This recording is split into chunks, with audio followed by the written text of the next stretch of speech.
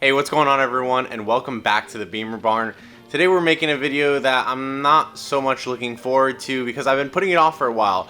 We have to take apart the engine on my E39 M5 Wagon to figure out why it's burning oil, and specifically it's been burning oil at a rate of about a quart every 1,000 miles for the past year, maybe less. Maybe it's been getting worse over the past few months.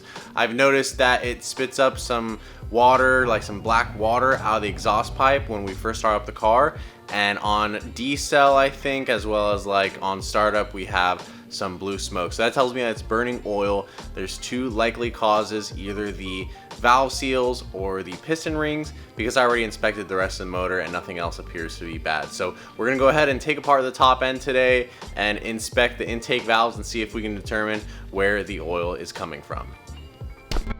Now, if you're not familiar with the channel, this is a 2000 model year E39 540 IT converted to an M5, as you can see, with the full drivetrain from the motor, transmission, the differential in the rear, the front suspension. The rear you really can't change out because it's a different setup on the Touring as it is the sedan, but we are riding on air suspension, courtesy of Air Performance, and some Slam Specialties bags in the rear. So it's a really fun build that I've gotten to just pour my soul into, but unfortunately at this point the detriment to the car is the fact that we're burning oil, and I don't feel like putting a band-aid on it by just continuing to put oil in the engine here. So I want to figure out where the oil is coming from, and I already replaced the PCV valves, these things right here. I know I used some zip ties to hold the hoses on, but I really don't think that's going to cause any weird oil burning issues or problems with that system. It's a very basic like check valve essentially that lets the oil drain to the bottom. Now, unless these things were completely clogged up or the hose was clogged up and it was letting, or let's say pulling, oil into the intake here, that might be one source of the oil burning issue. So we'll find out today, because like I said, I replaced these, so if we do have oil up here, I don't know, maybe that was the cause. But let's hope that whatever it is today, it's a cheap fix. I know that's not usually the case on these BMW motors, but anyways, let's go ahead now and get to work.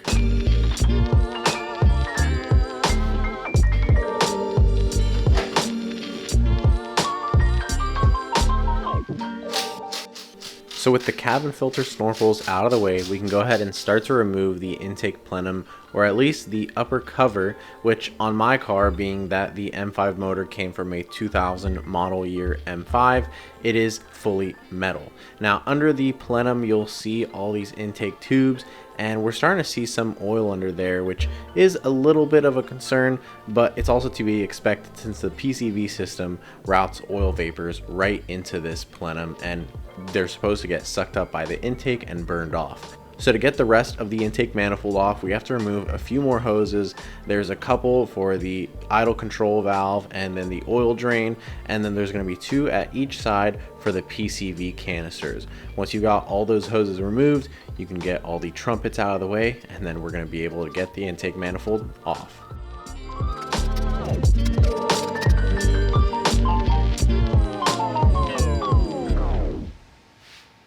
Alright, so now as you can see, I've got the intake manifold off, all the plenum and everything, so we have access to all the hoses for the PCV system, and more importantly, we can see the entire plenum and just get an idea of how much oil is in here. So there are some oil lines. You can see the little hole there connects to this one and that one here, and it drains to the middle, and it's supposed to run down here to a collection point where it would actually get routed to the front crankcase of the engine. So excess oil and such.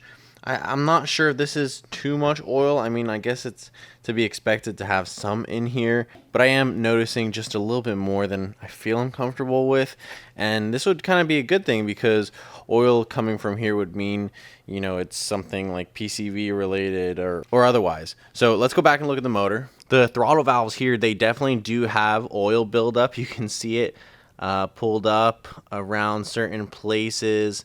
Get some on my finger here. So it is a little bit wet on both sides. Again, it's hard to tell, how much of this I should be concerned with. I mean, honestly, that doesn't look like that much. So I'm not really sure what to think. Looking at some of the hoses here, I don't see them being like exceptionally wet here. I also did open up the valves a little bit just to get an idea in there. It doesn't look like we have a ton of oil buildup inside there, like on the valves.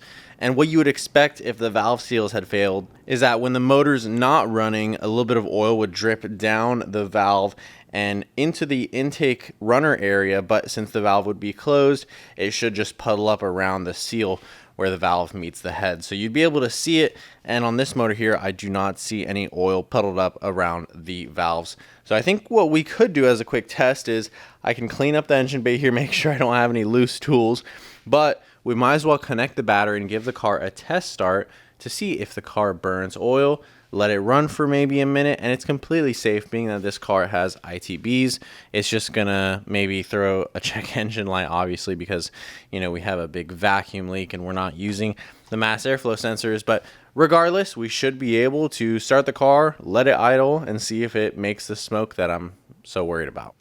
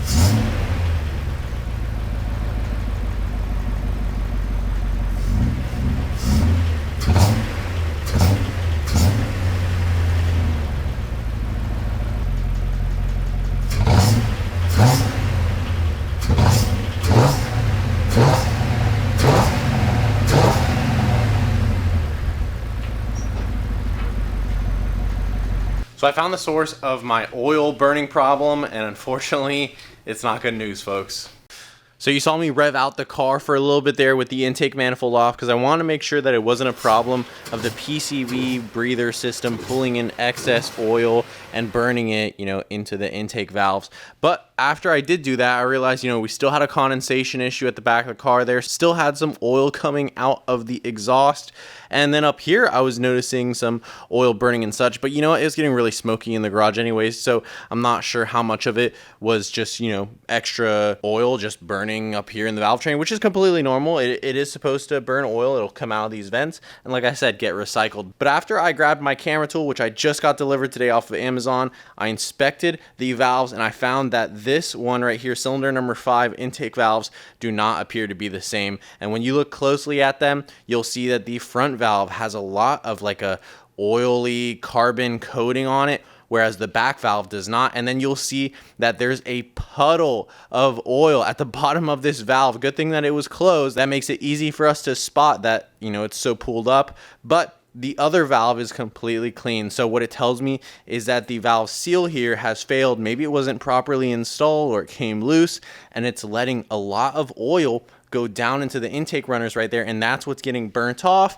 and that is what is going out of the cylinders here. Now, if we wanted to, we could have pulled the spark plugs to start off with and seen which cylinder was the most oily and would have told us that this one was the faulty cylinder, but it was important for us to take off the intake manifold because we want to make sure that this was a valve related issue and not a piston ring related issue, because that would have been much more expensive to fix. So unfortunately, it does look like we're going to have to take off the cylinder head, or at a minimum go further into this job to figure out what happened on that particular valve that made it fail. So now that I figured out what the problem was with my M5 wagon, I'm unfortunately not in a rush to fix it. Obviously, this is something that's going to require time, patience, and definitely money, guys. I mean, assuming it's just a valve seal, we might just be able to fix one, but there are tools involved with doing that, and we have to get the car timed as well. So we need to get the timing tools out and do a ton more work in order to get this baby back on the road. But if you guys want to see more videos and more of us going into this problem, taking off the valve covers next, be sure to leave a like or a comment down below. I could really use your support right now. This is my baby right here, and it pains me to have to take this thing off the road.